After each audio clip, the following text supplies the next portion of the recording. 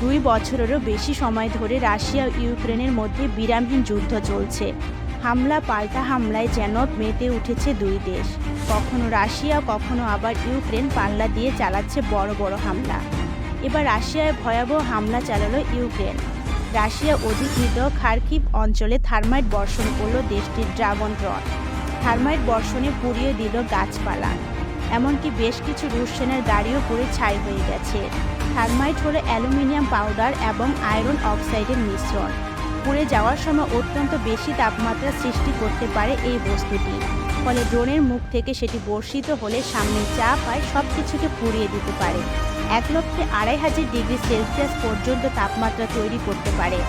সামাজিক যোগাযোগ মাধ্যমে এই ড্রোন ব্যবহারের বেশ কিছু ভিডিও ছড়িয়েছে। এছাড়া সামাজিক যোগাযোগ মাধ্যম টেলিগ্রামেও ইউক্রেনের প্রতিরক্ষা মন্ত্রণালয় গত বুধবার এই ড্রোনের ভিডিও প্রকাশ করে। এতে দেখা যায় এই ড্রোন তুলনামূলকভাবে কম উচ্চতায় ওড়ে ও আগুনের বৃষ্টি ঝরায়।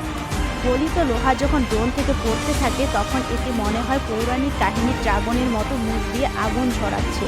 তাই এই ড্রোনের নাম দেওয়া হয়েছে ড্রাগন।